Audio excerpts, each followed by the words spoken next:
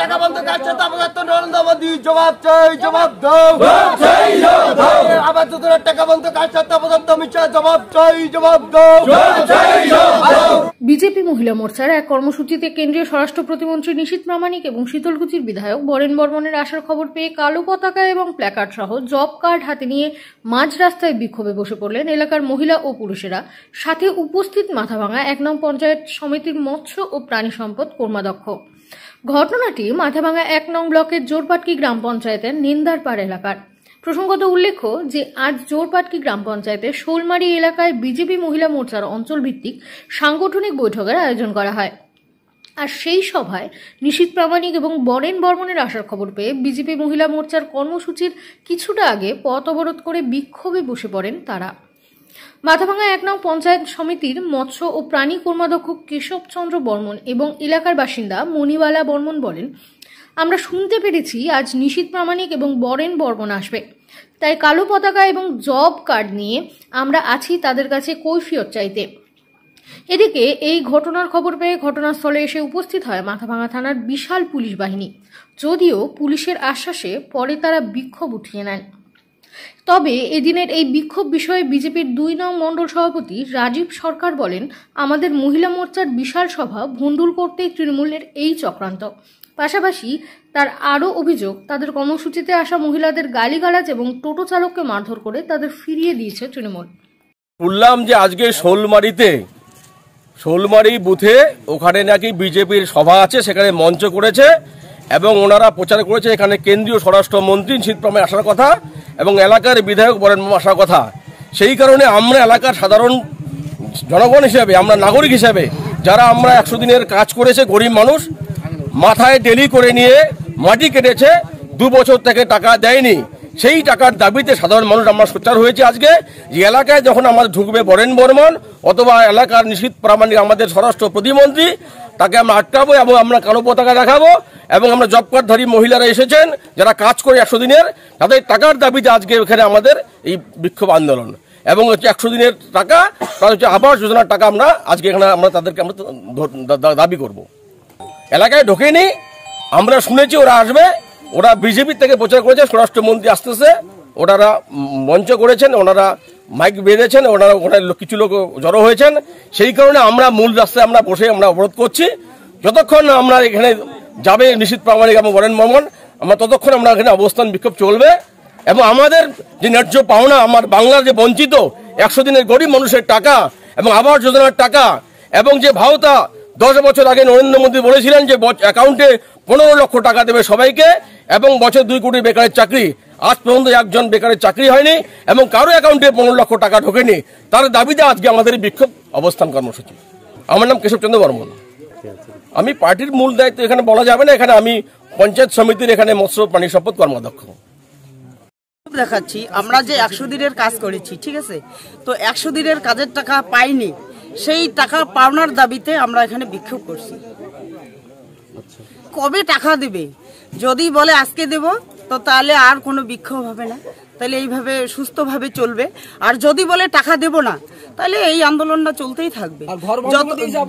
ঘর তো বন্ধ করে দিয়েছে, তো আমরা গরিব মানুষ, ঘর তুলতে পারি না, তো সরকার থেকে যদি আমাদের ঘর দেয় তারা আমরা থাকতে পারবো।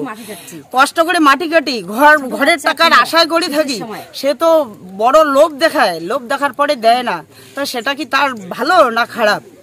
লোভ দেখার পরে পাবলিক কি কিছু দেয় না, তো ভোট নেওয়ার আশায় কি লোভ দেখায়? কি নাম আপনার? মণিবালা বর্মন। এই জায়গাটার নাম নিন্দারপাড়।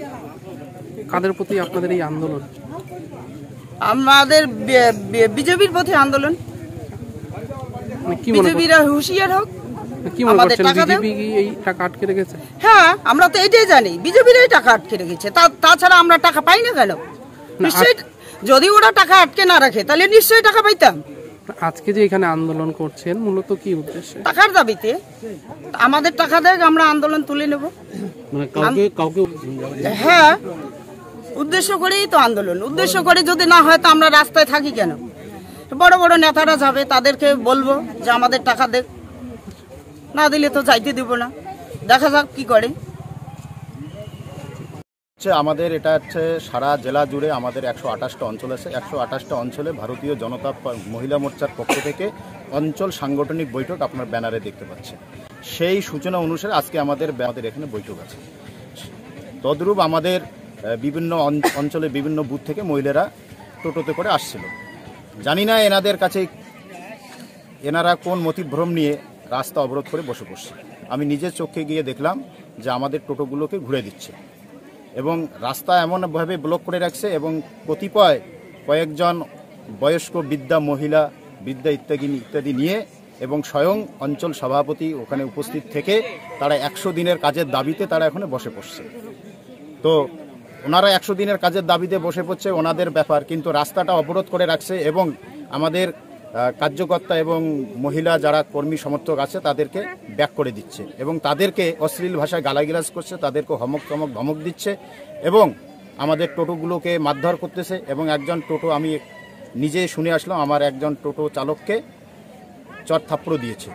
তো এভাবে যখন তারা এইরকম একটা বিশৃঙ্খলা পরিবেশ সৃষ্টি করার একটাই উদ্দেশ্য, বিজেপির আজকে একটা ভারতীয় জনতা মহিলা মোর্চার পক্ষ থেকে অঞ্চলের একটা বিরাট প্রোগ্রাম আছে, যাতে এখানে আমাদের কার্যকর্তারা সঠিক সময়ে সঠিকভাবে উপস্থিত হতে না পারে, কার্যক্রমটা কী করে ভুন্ডুল করা যায় এর একটা অপচেষ্টা এনারা সর্বদাই করে থাকেন। আর 100 দিনের কাজের ভূতটা এদের চেপে গেছে, এই জন্যই তাদের হাড়িতে ভাত চড়ছে না। কারণ 100 দিনের জব কার্ডের টাকা তারা মারছে। সাধারণ মহিলারা যারা ওখানে ছিল, যারা 100 দিন সম্পর্কে কিছুই জানে না, জব কার্ড সম্পর্কে কিছুই জানে না, ভুয়ো জব কার্ড হাতে ধরায় দিয়ে, প্লাকার্ড কিছু হাতে ধরায় দিয়া তাদেরকে বলতেছে 100 দিনের দাবিতে আজকে এখানে বসতে হবে। 100 দিনের দাবিতে যদি বসতে হয় তা আপনার মমতা ব্যানার্জির ওই 14 তলায় গিয়ে আপনারা দাবিতে বসেন। কারণ আমরা আপনারা প্রত্যেকেই জানেন যে ভারত সরকার কারো কাজ বন্ধ রাখেনি। ভারত সরকার রাজ্য সরকারের কাছে হিসাব চাচ্ছে, তারা 100 দিনের কাজের হিসাব দিতে পারছে না।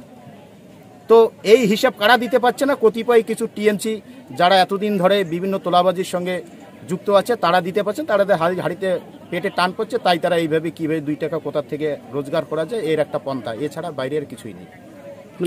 তারা তৃণমূল কংগ্রেস, আমি তো বললাম এখানে অঞ্চল সভাপতি টিএমসি, আর বলার আর কি অপেক্ষা থাকে? নাম বলবো না, নাম বলতে ঘৃণা চাপে। আজকে আমাদের কর্মসূচি দেখতে পাচ্ছেন, কর্মসূচি আমাদের এখানে শতাধিক মহিলা অলরেডি চলে আসছে। আমাদের কয়েক শত মহিলা নিয়ে আমাদের এই প্রোগ্রাম হবে আজকে জোরপাটকি অঞ্চল। আমার নাম রাজীব সরকার, 2 নং মণ্ডল সভাপতি, ভারতীয় জনতা পার্টি। উৎসব, অনুষ্ঠান, পুজো কিংবা এমনি সময় অত্যাধুনিক হেয়ার কাটিং এর সাথে নিজেকে আরো আকর্ষণীয় করে তুলতে চান? তাহলে আর দেরি কিসের? আজই চলে আসুন আমাদের প্রতিষ্ঠানে। এই প্রথম অত্যাধুনিক সেলুন উপহার দিতে আপনাদের মাথাভাঙা শহরে হাজির translate professional, the ultimate salon, destination for ladies and gents. আমাদের এখানে hair cut, hair spa, hair colour, hair treatment, straightening, facial, pedicure, manicure সহ সমস্ত ধরনের কাজ করা হয়ে থাকে। তাহলে আর দেরি কিসের? নিজেকে আরও সৌন্দর্যায়নের লক্ষ্যে আজই চলে আসুন আমাদের প্রতিষ্ঠানে। আমাদের ঠিকানা মাথাভাঙা থানাপাড়া রোড, মাথাভাঙা, কোচবিহার। আমাদের যোগাযোগ নাম্বার 9932232777।